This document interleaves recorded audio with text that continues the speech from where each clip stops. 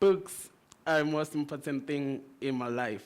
See, this book, at the age of 12, this was my first birthday gift. This was a gift from a man that my mom used to work for. This book is titled The Last White Parliament by Philani Dladla. Obviously, this book is about politics. This is priceless, lovely lady. Please hold on to it. Obviously, it's about politics. But I didn't know that that book was about politics. And I had to know that it was politics because that man gave me that book and gave me a promise that if I was able to read it and tell him what that book was about, he was going to buy me another book. I wanted this book very much. But the challenge is I couldn't read or speak English properly. I was going to this school that we taught in Zulu, because it was in rural area in KZN. But that didn't stop me from, because I had my eyes on the prize and I wanted it. As I started reading, I played less, spent less time with my friends, reading, until I was able to read and know that this book was about South African politics. It helped me a lot. Growing up for me was not a walk in the park. I was raised by a single mom who was struggling after my abusive father had passed away. But mom, she was a very sweet lady. She did everything that she could to make us not feel like there was anything missing in our lives. I've got two brothers, that's why I'm saying us. So it was me and my brothers.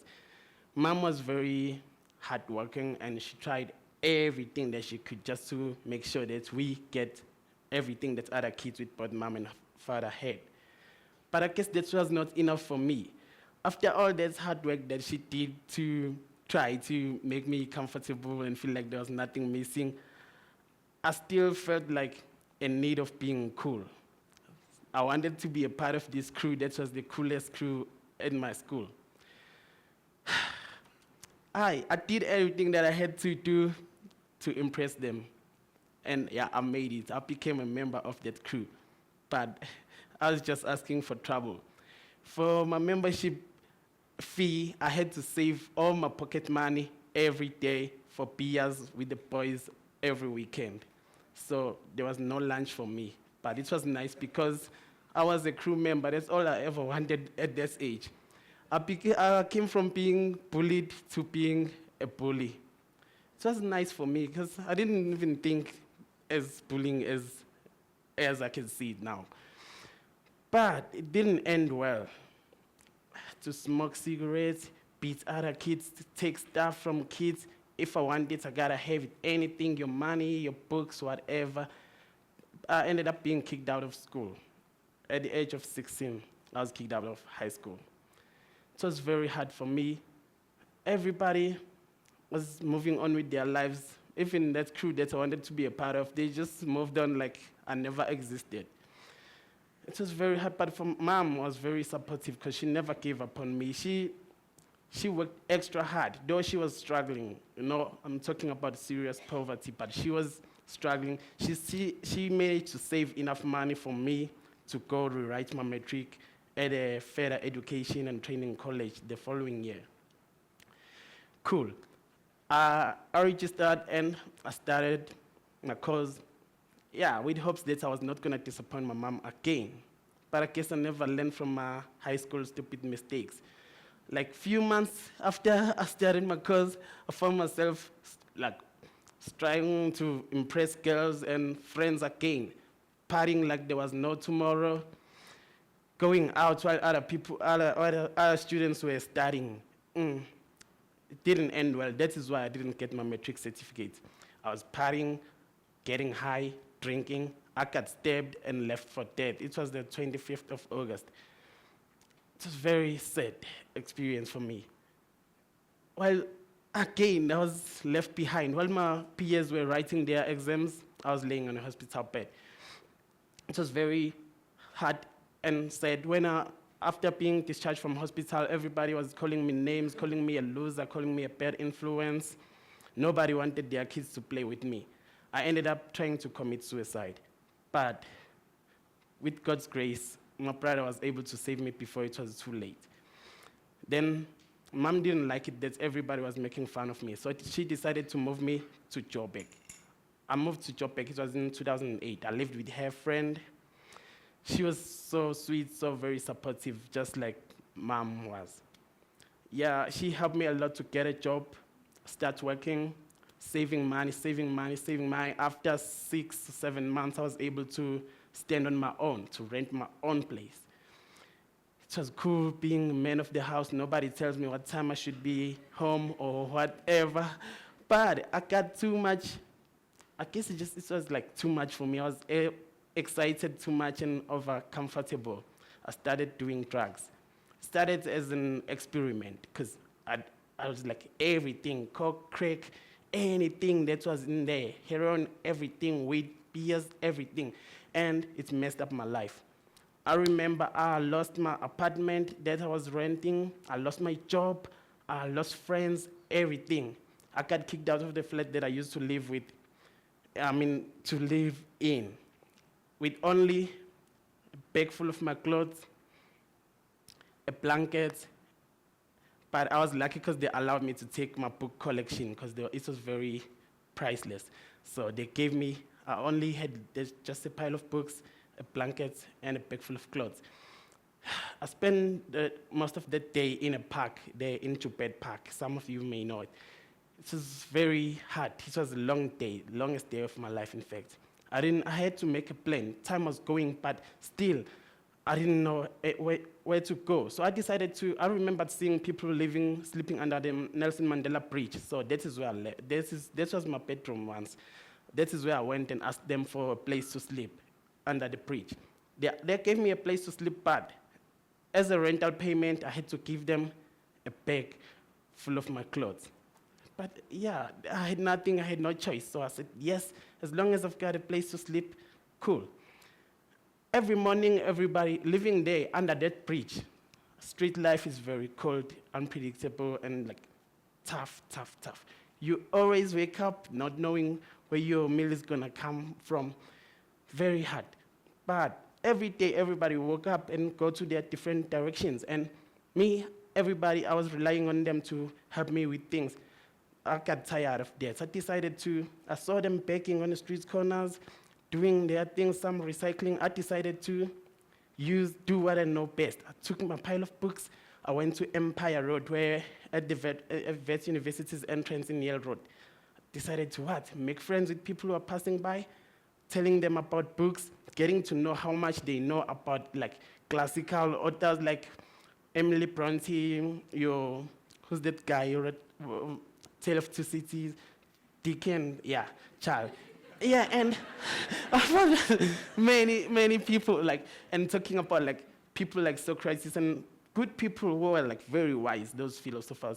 Yeah, and I found out that they didn't know much about books, but they only knew about study material. So I decided to give them book reviews, sell them books, get them reading. They liked it.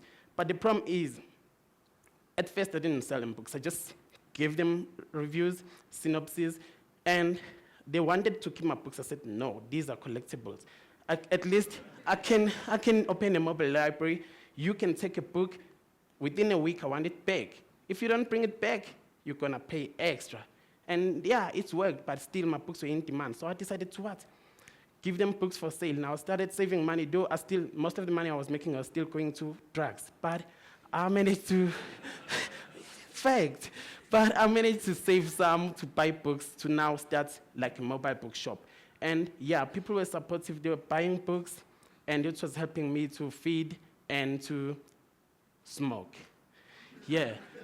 And it was very sad. Still, I didn't like the life that I was living. Though I was getting high and smile and laugh all day, but at night I was always crying, praying to God, asking is this the life that I want to live? Is this how I'm going to end? I'm like, all right, now God help me. I was able to go days and weeks without smoking. I decided to take the money that I was making from my book sales, put it on to good news. I started a feeding scheme for the guys I was living under the bridge with. Every day I would buy a cup of soups and bread and give to them. Why? I was avoiding money. I just wanted to be broke, but putting money into good use.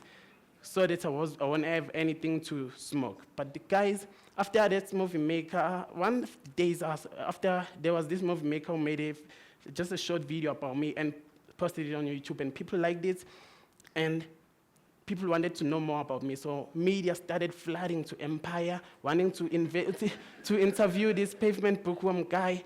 They liked it. I'm talking media, TV, radio, newspapers, everything. But it was good for marketing my business part. It was bad because it turned the guys I was living under the bridge with, it turned them sour. They didn't like it. So they threatened to kill me. They chased me. First, they moved me away. They forced me to move away from Empire where I used to sell. And they chased me out of the bridge, under the bridge, in our bedroom. They chased me out again. So, but I was lucky. On that very same day, I found a guy who knew a guy who had an apartment. I said, no, good news. I went there. When I got there, it was nice. It was luxury for me because it was an apartment, no running water, no electricity, but at least it was an abandoned property. So, and the good thing is I only had to pay 100 rands for monthly rental payment. So it was good news. But still, now I had accommodation and my books business was booming. People were buying. But still, I wanted to do something good with this money that I was making. So I decided to get kids who had parents who can't afford buying them books and buy them books with the money that I was making. Kids like this. They call their friends. It was like a growing family. Every day, started from 6 members. Today, I've got 50 kids in my book readers club. They are my regular members, and they are very patient about books, and I want to help them to further their education from now. I don't want them to go to my readers club and do well at school, and after that they go out there and be prostitutes or do drugs like I did, or maybe be criminals. I want to be able to help them have a better education that is gonna make sure, because education, more especially if it's a good education, then your life is gonna be good. I want them to live a good life. These are my kids. These kids, some of them,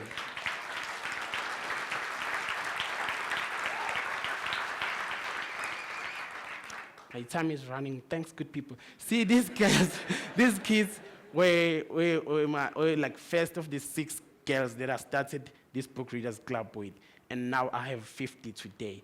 And now we've got a we've got a website for anybody who thinks they can do something to help those guys. It's the pavementbookworm.co.za. These kids are wise. These kids are, now I'm working with equipping them with computer skills. But it's hard to teach 50 kids how to use a computer with only a single laptop. But we're getting there. I know someday somebody's gonna feel like doing something good. So if you feel like doing something good for others, well, someday start with those kids. These kids, I'm telling you, these are our future leaders. That is why I don't want anything. For me, I don't need no luxury. My luxury, it puts a smile on my face to see a kid reading a book, because I know what books did for me. Books are very good for your mental health. Books saved me from drug addiction. Help me help these kids to, have a better education, and that is how we can change this world. You don't need to be rich. Start with the little that you have. Sharing is caring. Thanks.